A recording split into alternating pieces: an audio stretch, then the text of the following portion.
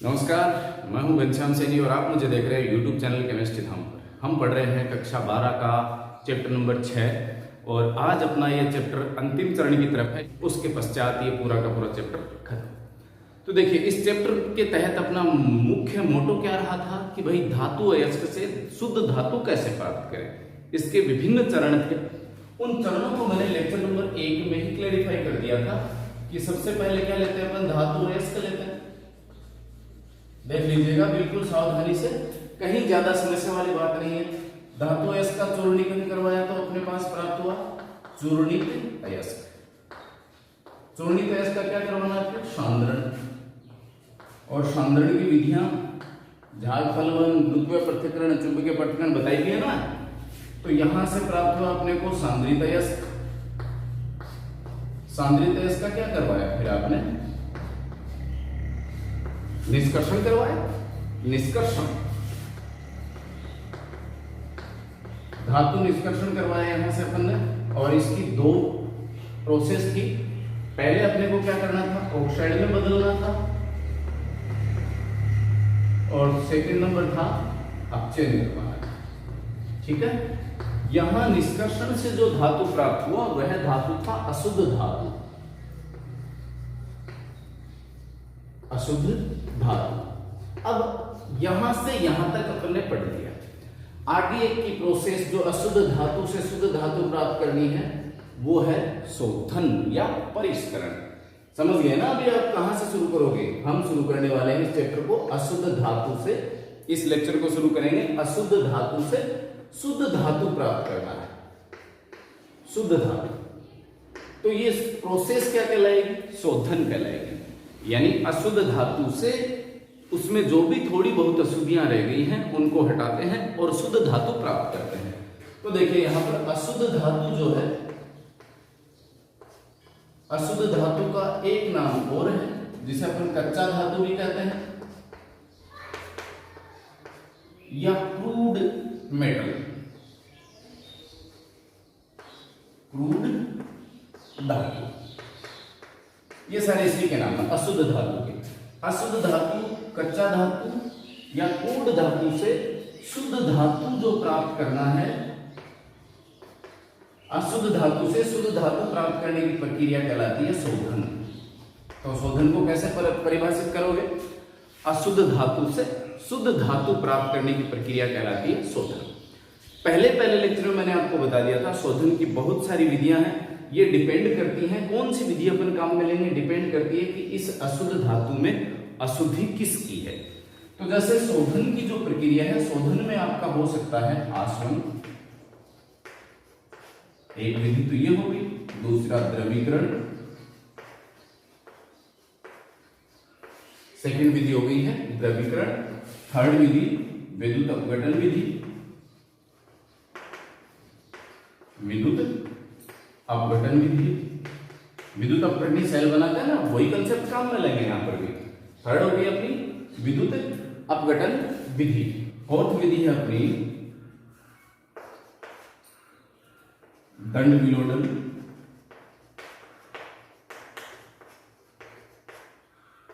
Fifth विधि है वाष्प प्रावस्था, वाष्प प्रावस्था परिशोधन। वर्णलेखी, वर्णलेखी विधि। सातवीं विधि है जोन परिशोधन यानी क्षेत्र परिशोधन। बहुत महत्वपूर्ण विधि है, इसको अपन पहले पढ़ेंगे, क्षेत्र परिशोधन। तो ये कुछ एक विधियां मैंने आपके सामने नोट डाउन करी है जो अपने सिलेबस में है। पहली आसवन, दूसरी द्रवीकरण, विद्युत अपघटनी विधि, दंड विलोडन, वाष्प प्रावस्था परिशोधन, वर्णलेखी और क्षेत्र परिशोधन। इन 7 विधियों का अपने को क्रमशः बारी बारी से अपन अध्ययन करेंगे। क्रमशः तो क्या, यहाँ पर आसवन ले लेंगे, द्रवीकरण ले लेंगे, ये बहुत महत्वपूर्ण विधि है। क्षेत्र परिशोधन, यहाँ से भी बार बार प्रश्न पुटअप होता है। वाष्प प्रावस्था परिशोधन है, ये भी बहुत महत्वपूर्ण विधि है, इससे भी प्रश्न पूछा जाता है। विद्युत अपघटन विधि है, इससे भी प्रश्न पूछा जाता है। अपने लिए सभी महत्वपूर्ण है, लेकिन जो विशेष महत्वपूर्ण है उन्हें मैंने टिक आउट किया है यहाँ पर। ठीक है। तो इन विधियों के अपने को तो सभी विधियां पढ़नी है अपने यहाँ पर। अब देखिएगा यहाँ पर अशुद्ध धातु जो है, इस अशुद्ध धातु में अशुद्धि क्या क्या हो सकती है भाई? अशुद्ध धातु जो अपने निष्कर्षण के पश्चात प्राप्त हो गया था, इसमें अशुद्धि क्या क्या हो सकती है? अशुद्धि देखिए पहली तो हो सकती है भाई धातु ऑक्साइड की। अब चयन मान लो पूरा ना हुआ हो, धातु ऑक्साइड का क्या करवाते हैं? धातु ऑक्साइड का आप चयन करवाते हैं। अब सपोज करें कि धातु ऑक्साइड का हो सकता है अब चयन पूरा ना हुआ हो, तो एक अशुद्धि तो ये हो सकती है। दूसरी, इसमें गालक मिलाते हैं तो धातुमल बनता है, तो धातुमल और गालक भी मौजूद हो सकता है। अशुद्धि के रूप में क्या क्या हो सकते हैं? धातु ऑक्साइड बचा रह सकता है, धातुमल या गालक बचा रह सकता है, अन्य धातु बचा रह सकता है, अन्य धातु इसके अंदर मौजूद रह सकता है यहां पर अशुद्धि के रूप में, और साथ ही साथ कुछ अधातुएं भी रह सकती हैं, जैसे कार्बन है, सिलिकॉन है, ये इस प्रकार के आर्सेनिक है, इस प्रकार की कुछ अशुद्धियां इसके अंदर शेष बची रह सकती हैं। तो इन अशुद्धियों को अपन इन विधियों के द्वारा हटाते हैं, इस प्रक्रिया को शोधन कहते हैं, और शोधन से अपने पास शुद्ध धातु प्राप्त होती है। क्लियर है? चलो अब इसको आगे देखते हैं अपन कि भाई यहाँ पर अलग अलग ये 7 प्रकार की जो विधियां मैंने लिखी हैं, इन 7 विधियों में से देखिएगा अपन जैसी अशुद्धि है उसी अशुद्धि के अनुसार अपन वो विधि काम में लेते हैं। यानी सभी विधियां सभी अशुद्धियों को दूर नहीं कर सकती। विशेष अशुद्धि को हटाने हेतु विशेष विधि ही प्रयुक्त की जाती है। क्लियर है बात? तो यहां देखिए प्रत्येक विधि का आपको विशेष ध्यान से पढ़ना है। इसमें आसवन और द्रवीकरण, पहले इन दोनों को ही देख लीजिएगा। यहां पर थोड़ा सा आउटलाइन बता देता हूं, आसवन कब करवाना है और द्रवीकरण कब करवाना है। आसवन तब होगा जब बॉइलिंग पॉइंट लो वाली बॉइलिंग पॉइंट वाली, यानी ऐसी धातुएं जिनका जो क्वथनांक है, क्वथनांक वो लो हो, तब तो आसवन काम में लेंगे। और ऐसी धातुएं जिनका मेल्टिंग पॉइंट लो हो, यानी गलनांक, तब कौन सी काम में लोगे आप? द्रवीकरण काम में लोगे। दोनों में ध्यान रखें, आसवन और द्रवीकरण में क्या फर्क है? आसवन करवाएंगे जिनके लिए क्वथनांक कम है, और द्रवीकरण करवाएंगे जिनके लिए गलनांक कम होता है। तो लीजिए शुरू करते हैं अपन, एक एक विधि को बारी बारी से लेते हुए बढ़ते हैं और बढ़ाते हैं इस चैप्टर को आगे। लीजिए पहली विधि है अपनी आसवन डिस्टिलेशन। आसवन या डिस्टिलेशन, देखिए मैंने अभी अभी बताया आपको आसवन कब करवाना है। वे धातुएं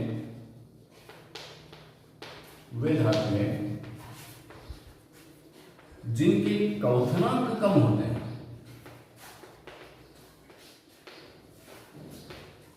वे धातुएं जिनके क्वथनांक कम होते हैं, उनका शुद्धिकरण अपन किससे करवाते हैं? आसवन विधि द्वारा करवाते हैं। इसके लिए एग्जांपल के रूप में अपन तो जिंक ले सकते हैं, मरकरी ले सकते हैं, कैडमियम ले सकते हैं। ये कुछ धातुएं रखी है मैंने जिनका शुद्धिकरण अपन शोधन किसकी विधि द्वारा करवाते हैं? आसवन विधि द्वारा। इसमें होता क्या है देखिएगा, एक्चुअली पहली चीज तो वे धातुएं जिनका क्वथनांक कम होता है। क्वथनांक कम होगा, इसका तात्पर्य क्या रहा? इसका तात्पर्य यह है कि भाई वे धातुएं जो कमरे के ताप पर द्रव अवस्था में हो या द्रव अवस्था में उनको लाया जा सके, यानी कमरे के ताप पर या तो द्रव हो या द्रव में लाना आसान, द्रव में बदलना आसान। ऐसी धातुओं का शोधन अपन करवाते हैं आसवन विधि द्वारा। इस विधि में होता क्या है? सबसे पहले धातु को क्या करेंगे? गर्म करेंगे, तो वो वाष्पित हो जाएगी, वाष्प बन जाएगी। इस वाष्प का संघनन करवाएंगे और शुद्ध धातु अपने को प्राप्त हो जाएगी। ये प्रक्रिया रहती है। होता कुछ ये है, डिस्टिलेशन असेंबली अपने देखी हुई है। जैसे ये राउंड बॉटम फ्लास्क हो गया, ठीक है, इसे स्टैंड पे कस देते हैं और नीचे से इसके गर्म कराने के लिए इसके बर्नर लगा दिया जाता है। यहां पदार्थ, इसका कनेक्शन कर देते हैं अपन कुछ यूं ये कांच की नली का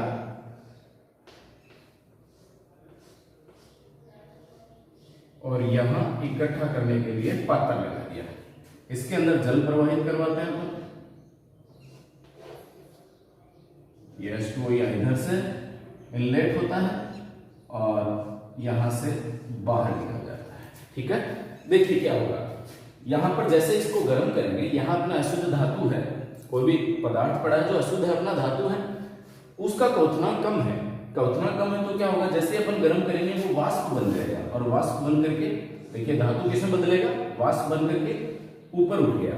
यहां से डिस्टिलेशन असेंबली मैंने सेट करी है, इसमें जल प्रवाहित किया जा रहा है। तो जैसे ही ये वाष्प यहां इससे होकर के गुजरेगी, यह किस रूप में आ जाएगा, लिक्विड फॉर्म में आ जाएगा, द्रव अवस्था में। भाई पानी प्रवाहित हो रहा है इसके चारों तरफ, यहां से ये निकल रही है और इसके चारों तरफ पानी प्रवाहित हो रहा है, तो यहां से ठंडा हो जाएगा।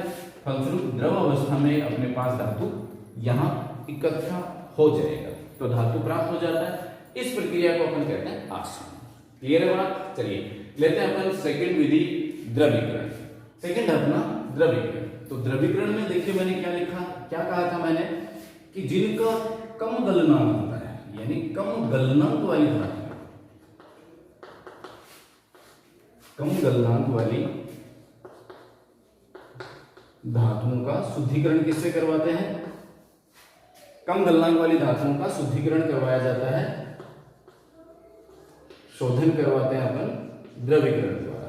एग्जाम्पल के रूप में अपन बात करें तो टिन है, लेड है, बिस्मिथ है, ये कुछ ऐसी धातुएं हैं जिनका गलनांक कम होता है, यानी कम ताप पर ही ये पिघल जाती है। ठीक है, होता कुछ यूं है, कंसेप्ट वो का वो परावर्तनी भट्टी काम में लेते हैं, एक विशेष प्रकार की ढलवाना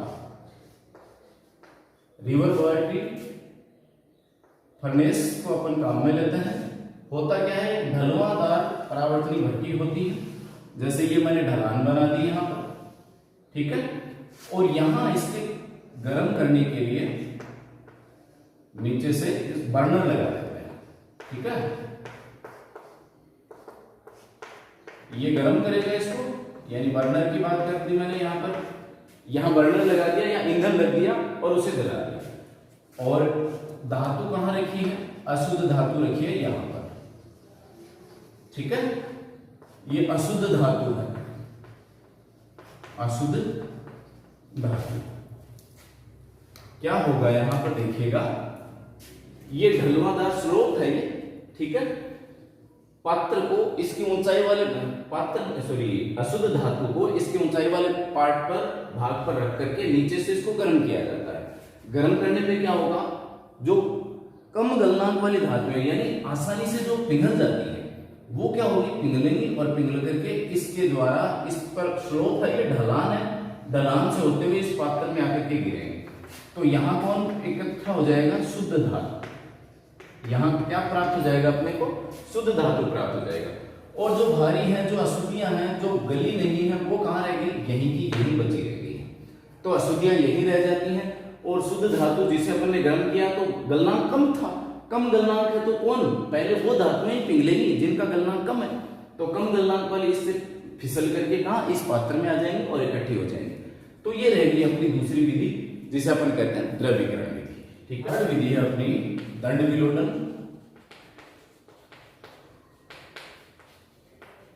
या फॉलिंग। इसमें होता क्या है, मोस्टली यह कॉपर धातु के शुद्धिकरण में प्रयुक्त की जाती है। क्या रहेगा, बांस की, हरी बांस की लट्ठी लेते हैं जिन्हें अपन दंड कहते हैं, हरी बांस, हरी बांस के लठ, या इन्हीं को अपन ने कहा दंड, दंड विलोडन, जैसा इसके नाम से लग रहा है, दंड विलोडन, यानी लट्ठों को हिलाना, विलोडित करना। इससे होगा क्या, कॉपर जो धातु है, उस कॉपर धातु में कॉपर के ऑक्साइड, कॉपर के ऑक्साइड की अशुद्धि रह सकती है। मैंने कहा ना, अशुद्धियां ऑक्साइड के रूप में भी रह सकती हैं। तो जो द्रवित कॉपर है, उसमें कॉपर के ऑक्साइड की यदि अशुद्धि मौजूद हो, जैसे Cu2O यदि मौजूद हो, तो उसे हटाने के लिए अपन क्या करते हैं, पात्र में द्रवित कॉपर ले लेते हैं, द्रव कॉपर ले लेते हैं और इसके अंदर बड़े बड़े हरे बांस के लठ डाल करके इसको हिलाया जाता है। क्या है इसके अंदर? कॉपर द्रव है और ये है बांस,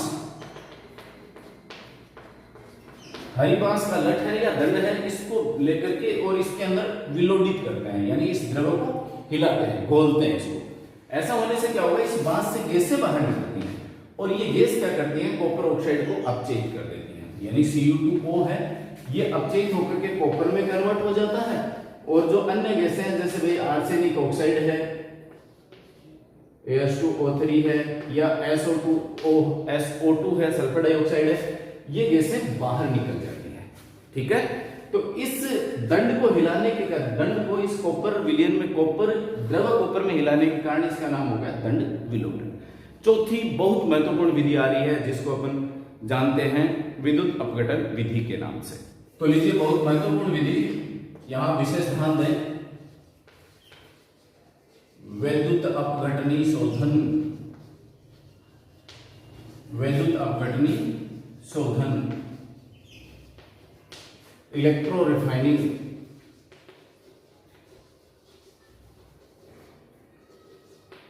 इलेक्ट्रो रिफाइनिंग। देखिए विद्युत अपघटनी सेल पढ़ा था, ठीक वैसा ही है। कॉपर के लिए मोस्टली बहुत बार इसको प्रयुक्त किया जाता है, अन्य के लिए भी ले सकते हैं। होता क्या, कंसेप्ट क्या है इसका, देखिए हम क्या करते हैं, यहां पर ये पात्र लिया, इस पात्र में विद्युत अपघटनी यानी विद्युत धारा द्वारा अपघटन करवाते हैं अपन, उसी को तो अपन कहते हैं। तो यहां पर अपने पास क्या है, अशुद्ध धातु है, ठीक है, और उसे किस में बदलना है, शुद्ध धातु में। तो क्या करेंगे, अशुद्ध धातु की मोटी मोटी पट्टिका लेंगे और उसे बनाएंगे एनोड। अशुद्ध धातु की मोटी पट्टिका लेंगे, उसे एनोड बनाएंगे, और शुद्ध धातु की पतली पट्टिका लेंगे, पतली पट्टिका लेंगे और इसे क्या बनाएंगे, कैथोड। ये रहा ना, देखिए विद्युत धारा प्रवाहित करवानी है तो विद्युत धारा किससे प्रवाहित कराएंगे, एनोड और कैथोड से। तो अशुद्ध का बनाते हैं एनोड, ऐसे अशुद्ध ऐसे एनोड, ठीक है, याद रह जाएगा। अशुद्ध का एनोड बना लिया, शुद्ध धातु का कैथोड बना लिया। और क्या चाहिए आपको, और चाहिए विद्युत अपघट्य। तो विद्युत अपघट्य अपन लेंगे उसी धातु का जिसका अपन शोधन कर रहे हैं। तो धातु का लवण, किस कौन से धातु का, उसी धातु का जिसका अपने को शोधन करना है, प्लस अम्ल, यानी अम्लीय माध्यम बना देंगे उसका, अम्लीय माध्यम में कंडक्टिविटी बढ़ जाती है। तो यहां देखिएगा, मान लीजिए कॉपर की रिफाइनिंग कर रहे हैं, ठीक है, तो कॉपर का मोटा ले लिया अपन ने, ये कॉपर का एनोड अशुद्ध है, अशुद्ध कॉपर, और पतली पट्टिका ले ली अपन ने किसकी, कैथोड की। आप चाहे तो इसको डिजाइनर बनाएं, कहीं दिक्कत वाली बात नहीं है। ये लीजिए, ये मोटा बना दिया मैंने इस प्रकार से पट्टिका नुमा, और ये पतला बना दिया मैंने कैथोड, और बाहर से कनेक्शन कर दिया, ये पॉजिटिव हो गया एनोड, ये नेगेटिव हो गया कैथोड, ठीक है। और इसके ये क्या है, शुद्ध कॉपर,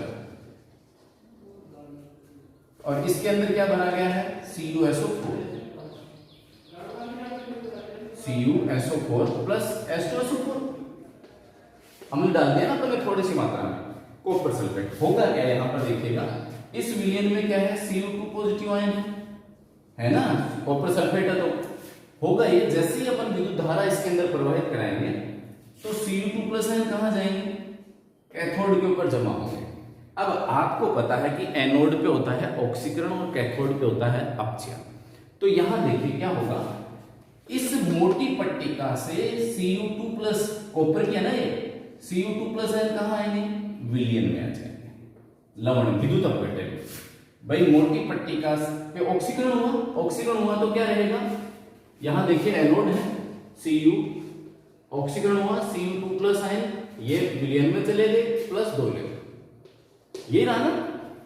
तो हुआ ये कि यहां पर ये कॉपर Cu2 प्लस आयन विलयन में आ गए, और विलयन से कहां पहुंच गए, कैथोड के ऊपर जमा हो। कैथोड पे क्या रहा, कैथोड पे ये रहा कि Cu2+ आयन है, 2 इलेक्ट्रॉन ग्रहण करेगा और कॉपर में अपचयित हो जाएगा। Cu बना लिया।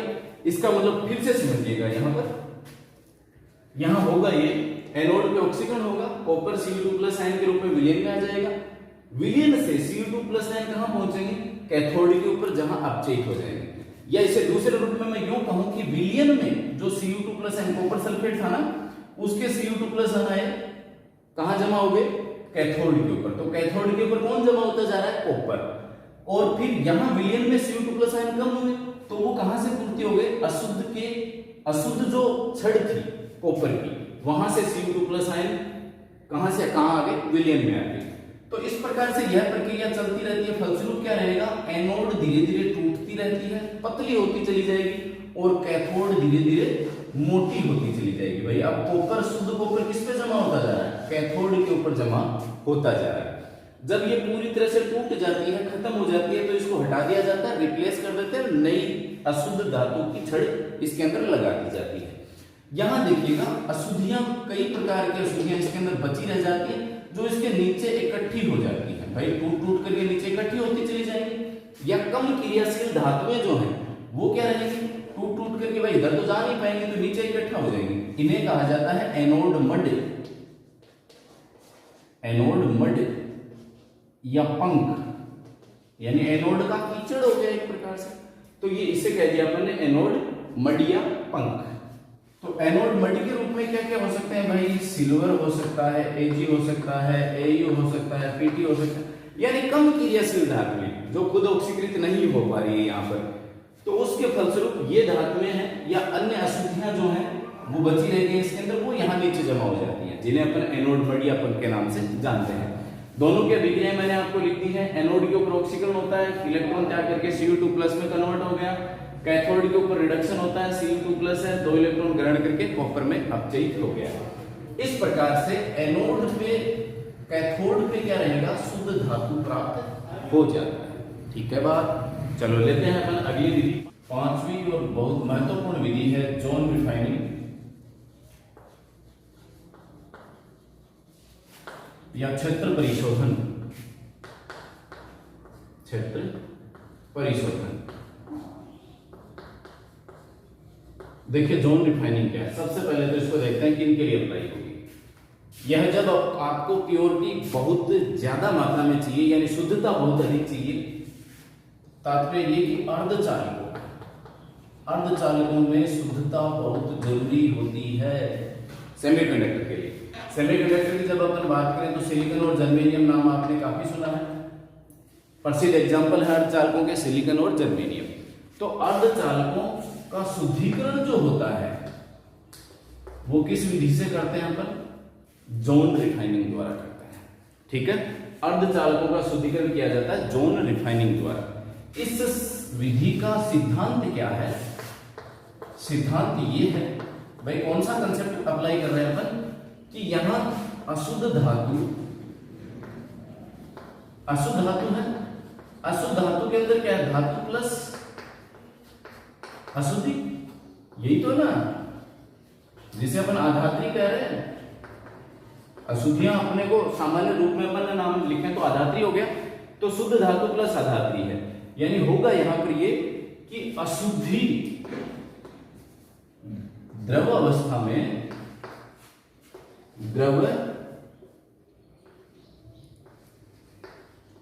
अशुद्ध धातु को जब ठंडा किया जाता है, ठंडा करेंगे तो क्या रहेगा? धातु तो क्या रह जाएगा? धातु हो जाता है ठोस, और अशुद्धि किस रूप में बनी रहती है? द्रव। यानी जो अशुद्ध धातु है उसे अपन गर्म करेंगे, और गर्म करने पर क्या रहेगा? द्रव में तो दोनों ही आएंगे, लेकिन जो धातु है वह ठोस जल्दी हो जाता है, और अशुद्धियां वह द्रव रूप में बनी रहती हैं। तात्पर्य ये रहा अपना कि यहां पर अशुद्धि है वह मोर डिजोल्व होती है compare to that of metal, यानी अशुद्धि धातु की तुलना में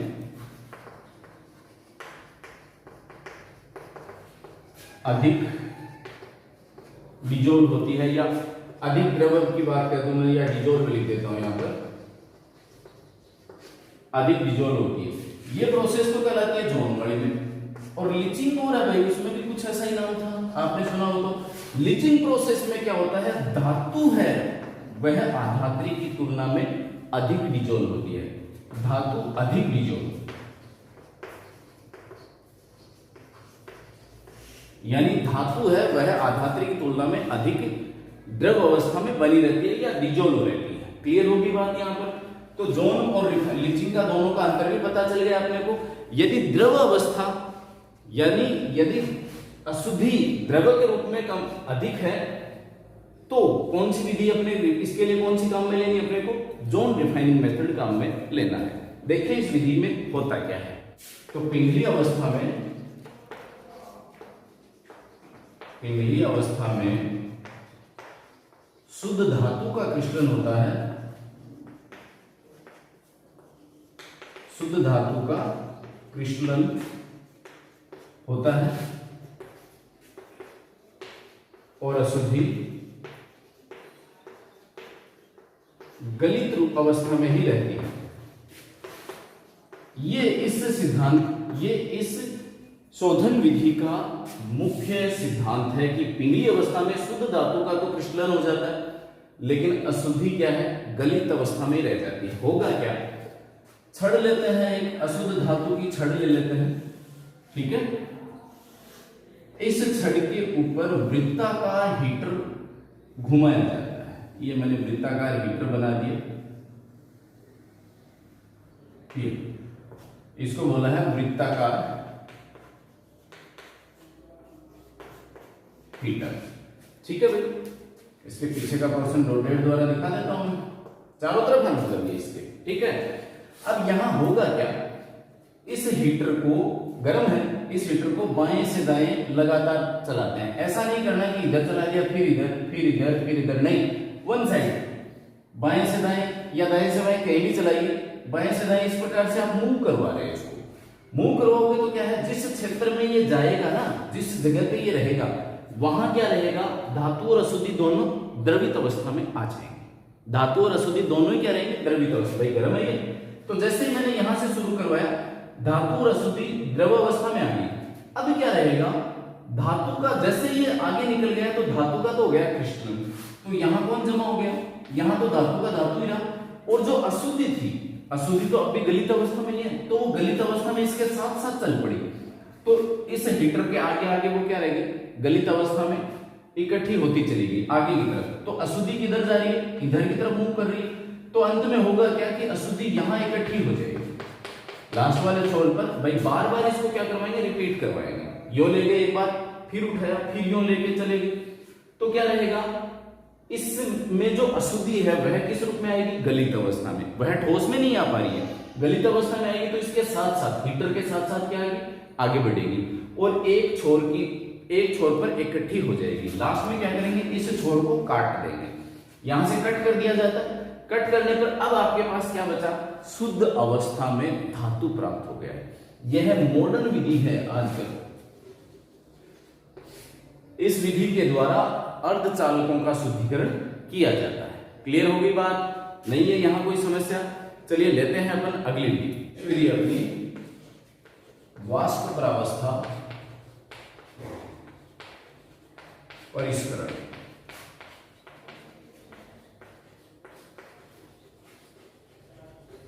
वेपर फेज रिफाइनिंग, जैसे इसके नाम से लग रहा है, तो बहुत महत्वपूर्ण विधि है, विशेष ध्यान से सुने। वाष्प अवस्था परिष्करण, इसमें होता क्या है देखिएगा। सबसे पहली चीज तो यह एक रासायनिक विधि है। रासायनिक यानी रासायनिक अभिक्रियाएं करवानी है अपने को, ठीक है। तो रासायनिक प्रक्रम रहेगा इसका। होगा क्या, सबसे पहले धातु को उसके धातु यौगिकों में बदला जाएगा। वो धातु यौगिक कैसे होंगे, वाष्पशील होंगे।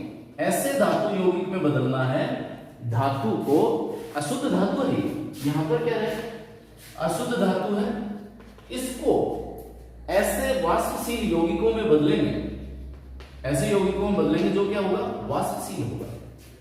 तो अशुद्ध धातु है, उसमें धातु को किस में बदलेंगे, वाष्पशील यौगिक में बदलेंगे, और वाष्पशील यौगिक का विघटन करवा करके अपन क्या प्राप्त करेंगे, शुद्ध धातु प्राप्त करेंगे। कंसेप्ट देख लीजिएगा क्या है, इसका सिद्धांत क्या है।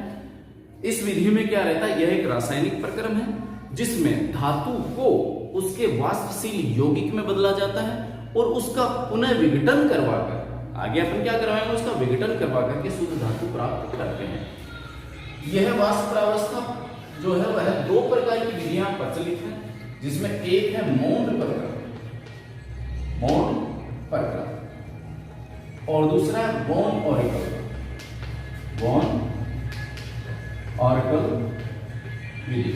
ये दो विधियां अपने काम में लेंगे, मौन प्रक्रम है और बॉन ऑरिकल विधि है। देखिए मौन प्रक्रम किसके लिए काम में आता है, निकिल धातु के शुद्धिकरण में काम में आता है मौन प्रक्रम।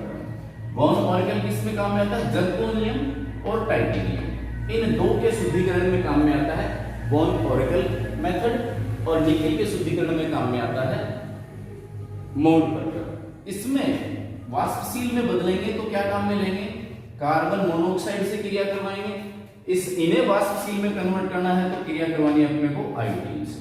ये सीधा कंसेप्ट हो गया।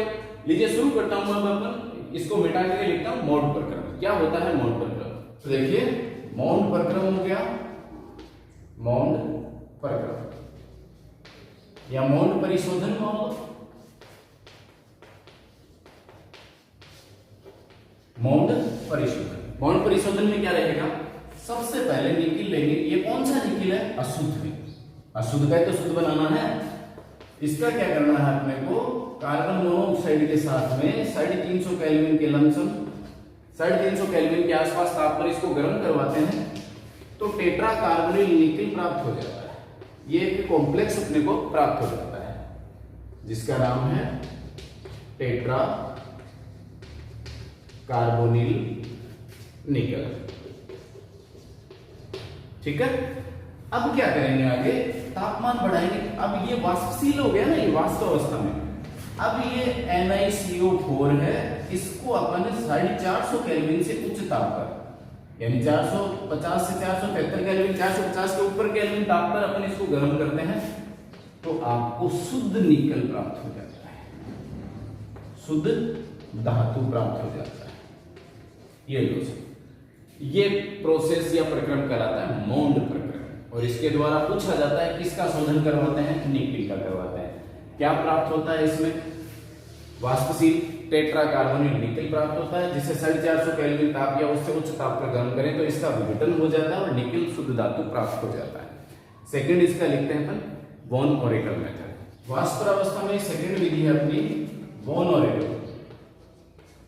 बॉन ऑरिकल में क्या रहेगा, किसका शुद्धिकरण करवाते हैं भाई, जर्कोनियम और टाइटेनियम का। यही है, किससे रिएक्शन करवाते हैं, आयोडीन से करवाते हैं। ये शुरू करते हैं। सबसे पहले क्या करेंगे अपन, जैसे जर्कोनियम की अपन बात करें, जर्कोनियम की आयोडीन के साथ में उच्च ताप लगभग 870 केल्विन ताप के ऊपर जब अपन इसको गर्म करेंगे तो ये बन जाएगा टेट्राआयोडो जर्कोनियम, ये प्राप्त हो गया।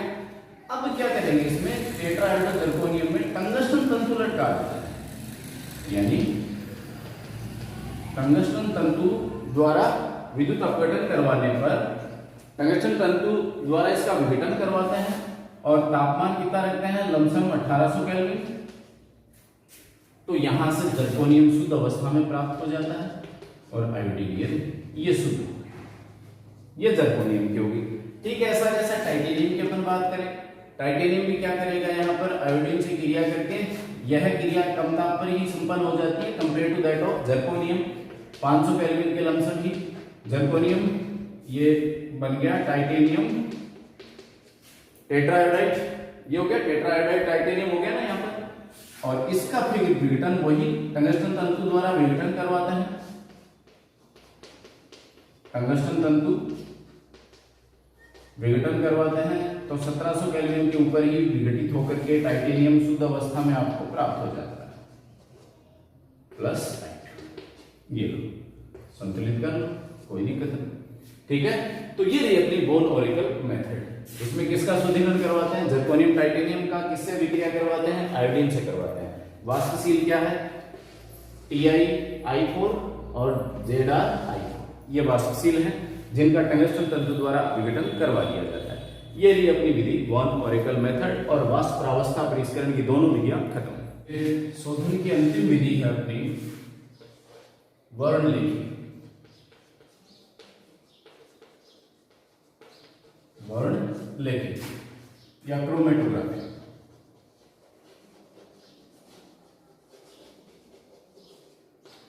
क्रोमेटोग्राफी देखिए क्या होता है इसमें।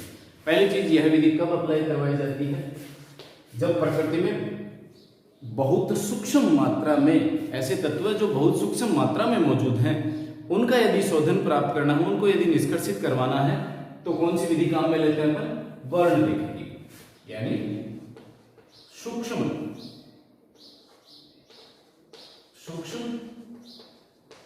मात्रा में जो तत्व हो सकते हैं, यौगिक हो सकते हैं, उनका अपने को शोधन किससे करवाना है? वर्णलेखी की विधि द्वारा करवाया जाता है। अर्थात वे तत्व जो प्रकृति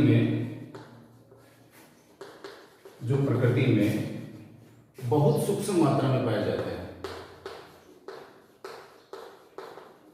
बहुत सूक्ष्म मात्रा में पाए जाते हैं, उनकी पहचान किस विधि द्वारा करते हैं? वर्णलेखी की विधि द्वारा। बेसिकली यह वर्णलेखी की है। अपने को 3 प्रकार की वर्णलेखी अपने को मिलती है। पहली वर्णलेखी है अधिशोषण, अपने को यही पढ़नी है अभी, अधिशोषण वर्णलेखी। दूसरी विधि है अपनी, वह विधि कहलाती है वितरण वर्णलेखी की, और तीसरी है आयन विनिमय वर्णलेखी की। ये तीनों विधियां हैं, तीन प्रकार के वर्णलेखी के। इनमें अपन पढ़ेंगे अधिशोषण के सिद्धांत पर आधारित अधिशोषण वर्णलेखी की, जिसे अपन स्तंभ वर्णलेखी की भी, स्तंभ या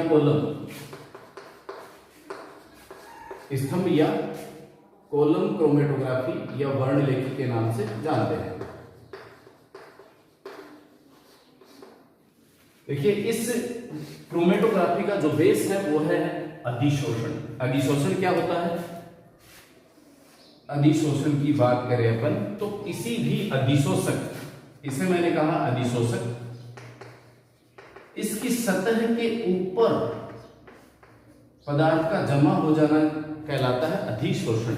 यह इसके अंदर पियर्स नहीं हुआ, अंदर की तरफ नहीं गया है, बल्कि कहां है? केवल इसकी सतह के ऊपर अडजॉर्ब हुआ है, अधिशोषित हुआ है। तो यह अधिशोषित हो गया। जो इसकी सतह के ऊपर अधिशोषित हो रहा है उसे कह दिया अपने अधिशोष्य, और यह प्रक्रिया कहला रही है अधिशोषण। तो इस कंसेप्ट के ऊपर आधारित है ये। इसके अंदर देखिएगा, अब अपन सीधा अपन पढ़ेंगे स्तंभ या कॉलम क्रोमेटोग्राफी, स्तंभ वर्णलेखी, स्तंभ वर्णलेखी। देखिएगा इसमें क्या रहता है। आप यहां ब्यूरेट से भी समझ सकते हो, या कांच की एक नलिका होती है, स्तंभ होता है, ठीक है? कांच की एक स्तंभ बना रहा हूं मैं। इस स्तंभ के नीचे टोंटी लगी हुई होती है, ये यहां टोंटी लगा दी। या अपन ब्यूरेट देखें तो सेम ब्यूरेट के जैसा ही होता है, ठीक है? इसके अंदर अधिशोषक भरा जाता है, इसके अंदर। अब अधिशोषक क्या है? यहां पर चीज ध्यान दें आप, जो सूक्ष्म मात्रा की मैं बात कर रहा हूं, वे पदार्थ जो सूक्ष्म मात्रा में है। सूक्ष्म मात्रा में क्या है? खूब सारे घटक होंगे उसमें। तो सूक्ष्म मात्रा वाले को अपन ने बोल दिया मिश्रण, जिनकी अपने को पहचान करनी है, जिन्हें अलग अलग करना है, उसको मैंने बोल दिया मिश्रण। मिश्रण में घटक एक से ज्यादा हो सकते हैं, जैसे ए, बी और सी, 3 घटक हैं, 3 घटक हो गए। अब यह सूक्ष्म मात्रा में लिया गया, ये मिश्रण कहलाया है, और इसके अंदर जो भरा है वह है अधिशोषक। अधिशोषक के रूप में आप काम में ले सकते हो, एल्यूमिना ले सकते हो। अधिशोषक क्या क्या ले सकते हैं इसके अंदर? एल्यूमिना हो सकता है, कैल्शियम कार्बोनेट हो सकता है, स्टार्च हो सकता है, सेलुलोज हो सकता है, सिलिका जेल हो सकता है। ये इनमें से कोई अधिशोषक अपन इसके अंदर ले लेते हैं। डिपेंड किस पे करता है कौन सा अधिशोषक लेना है। जो अपने सूक्ष्म मात्रा वाले पदार्थ हैं जिनका मिश्रण है अपने पास, जिसे अपने को अलग अलग करना है, उनकी अधिशोषण की अलग अलग कैपेसिटी होती है। भाई जैसे ये तीन है ए बी और सी, तो तीन की अधिशोषण कैपेसिटी अलग अलग है। अलग अलग मात्रा में ये अलग अलग जगह पर अधिशोषित होंगे। तो अधिशोषण के आधार पर ये अधिशोषक अपन ने ले लिए। ये अधिशोषक क्या होता है? स्थिर प्रावस्था है। स्थिर प्रावस्था, स्थिर प्रावस्था से मेरा मतलब क्या हुआ? इसके अंदर भर दिया अपन ने इसको, ठीक है। भरने के पश्चात क्या रहेगा भाई? ये स्थिर हो गया ना, तो भरे अधिशोषक इसके अंदर भरे, इसके साथ में क्या मिलाना है अपने को? कोई उपयुक्त द्रव मिलाना है। अधिशोषक जो अपन इसके अंदर भर रहे हैं उसमें क्या करना है अपने को? उपयुक्त द्रव मिलाना है। यह द्रव ऐसा हो कि अधिशोषक इसके अंदर घुल नहीं जाए, यानी अधिशोषक क्या रहे? अधिशोषक अविलय रहे। पहली चीज तो ये रहे, इसके अंदर द्रव, उपयुक्त द्रव लेंगे ताकि इसके अंदर आराम से सेट हो जाए। लेकिन वो द्रव ऐसा होना चाहिए कि अधिशोषक उसके अंदर क्या रहे? अविलय रहे, घुले नहीं, पेस्ट बना देंगे अपन, यानी अधिशोषक प्लस द्रव। तो इसके अंदर क्या भरा मैंने? अधिशोषक, इधर लिख देता हूं, अधिशोषक प्लस द्रव।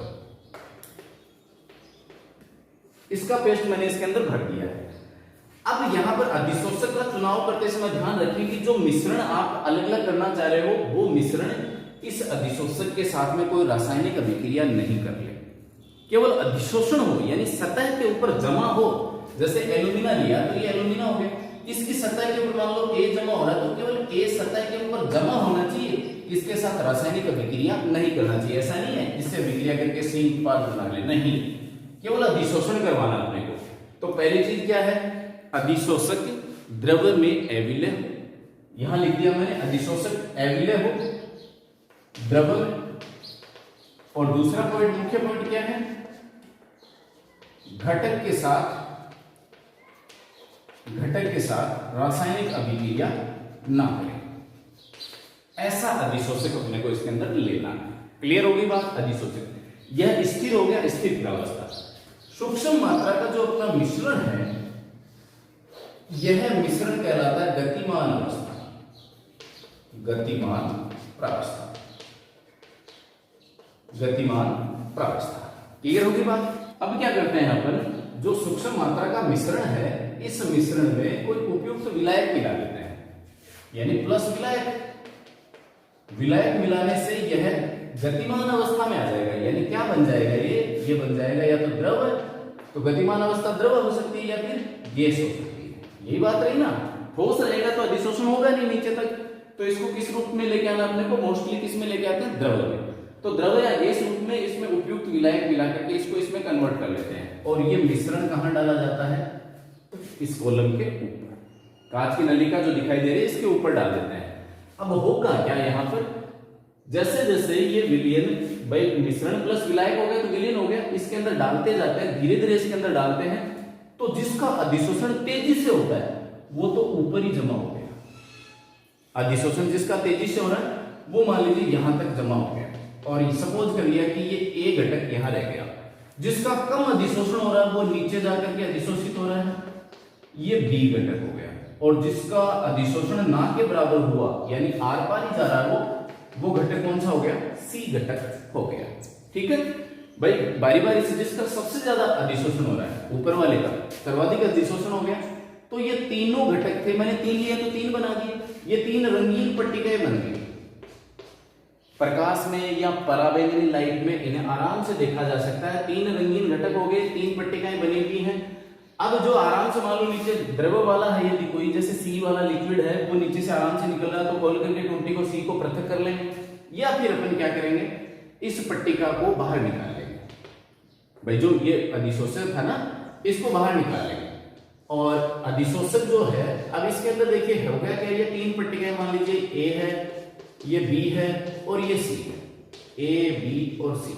इन तीनों पट्टिकाओं को काट लेते हैं, अलग अलग कर लेते हैं, तीनों को अलग अलग कर लेते हैं और इन तीनों का अलग अलग करने के पश्चात उपयुक्त विलायक में क्या करवा लेते हैं, घोल लेते हैं और घोल करके इनका करवा लेते हैं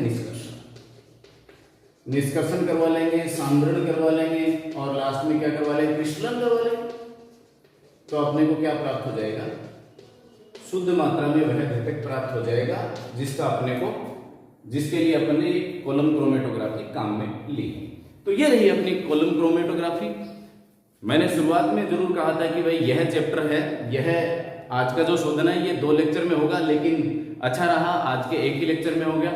तो ये रही अपनी शोधन की प्रक्रिया। अब कुछ एक महत्वपूर्ण पॉइंट्स हैं जिन्हें मैं और नोट करवा देता हूं, उसके बाद में आज के लेक्चर के साथ ही ये चैप्टर भी खत्म करते हैं।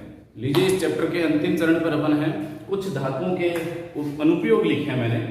एल्यूमिनियम के अनुप्रयोग, एल्यूमिनियम वेल्डिंग में चॉकलेट या सिगरेट के जो रैपर होते हैं, चमकीला सा जो रैपर निकलता है, चॉकलेट के चारों तरफ का जो रैपर निकलता है, या सिगरेट के बाहर की तरफ जो लगा हुआ होता है ना डिब्बे के अंदर, वो वाला रैपर एल्यूमिनियम का होता है। तार बनाते हैं, क्रोमियम मैग्नीज के निष्कर्षण में प्रयोग करते हैं। कॉपर के वायर केबल होते हैं और सोने चांदी को मजबूत करने के लिए, कठोर बनाने के लिए उसमें धांस के रूप में लगाया जाता है, कॉपर मिलाया जाता है उसमें। साथ ही कवकनाशी होता है, जैसे स्विमिंग पूल है, स्विमिंग पूल में देखिएगा आप उसका पानी काफी लंबे समय तक रख लीजिए, उसके नीचे कवक नहीं आती। क्यों? बिल्कुल क्लीन होता है, उसका फर्श भी दिखाई देता है, क्योंकि इसमें कॉपर सल्फेट मिलाया जाता है ताकि कवक नहीं लगती है। तो कवकनाशी होता है। जिंक के अनुप्रयोग है, जिंक की बैटरी के बारे में अपन ने खूब सुना है, गैल्वेनिक सेल है, ये पढ़े अपन ने। लोहे के गैल्वेनीकरण में लोहे पर परत चढ़ा देते हैं जिंक की, ताकि उसका क्या होता है, ताकि उस पर जंग की प्रक्रिया है वह नहीं होती और जंग लगता है तो जिंक ही नष्ट होता है। मिश्र धातु के रूप में पीतल, जर्मन सिल्वर में जिंक का प्रयोग करते हैं। आयरन है, ढलवा लोहा है, वह स्लीपर कोच जो रेलवेज है उनमें स्लीपर कोच में या गटर पाइप में इसका प्रयोग किया जाता है इस पर। साथ ही साथ पिटवा लोहा वह तार है, कील है, कृषि उपकरण आदि में उपयोग में लेते हैं। इस्पात की उपयोगिता को अपन देखें तो यहाँ इस्पात है मिश्र धातु के, यहाँ ये क्या है, मिश्र धातु है। Stainless steel FeCr, chromium, nickel और कार्बन की मात्रा से मिलकर के बना हुआ होता है। ऑटोमोबाइल और बर्तन इसके काफी जाने माना एग्जाम्पल है स्टेनलेस स्टील के लिए, और ये बहुत सारे अपन जो बर्तन वगैरह हैं वो इसी के बने होते हैं। निकेल स्टील है, इसमें क्रोमियम नहीं होता, आयरन है, निकेल है और कार्बन होता है। वायुयान के पुर्जे वगैरह बनाते हैं। इनवार जो है इसमें Fe और निकेल 2 ही होते हैं, जैसे पेंडुलम या मीटर स्केल, इनमें इसको प्रयोग में लिया जाता है। तो लीजिए, आज का चैप्टर जो कक्षा 12 का चैप्टर नंबर 6 था, इसी के साथ मैं समाप्त करता हूं और कल मिलेंगे अगली क्लास में एक अलग नया ही टॉपिक, नया ही चैप्टर लेकर। तब तक आप पढ़ते रहिए, इस पार्ट को अच्छे से रिवाइज कीजिए। यदि इस चैप्टर से किसी भी प्रकार की कोई प्रॉब्लम हो तो आप कमेंट बॉक्स में जरूर लिखें, लाइक करें, शेयर करें, सब्सक्राइब करें यदि मेरे वीडियोज आपको पसंद आ रहे हैं तो। साथ ही साथ मैं कहूँगा कि आज इस वीडियो के बाद में आपको इस चैप्टर की PDF है वो डिस्क्रिप्शन बॉक्स में मिल जाएगी, तो वहां से डाउनलोड करें, आराम से नोट्स तैयार कर लें, लेकिन वीडियो को शुरू से अंत तक जरूर देखें। मिलते हैं नए चैप्टर के साथ में, बने रहिए आप केमिस्ट्री धाम के साथ में। जय हिंद, जय भारत।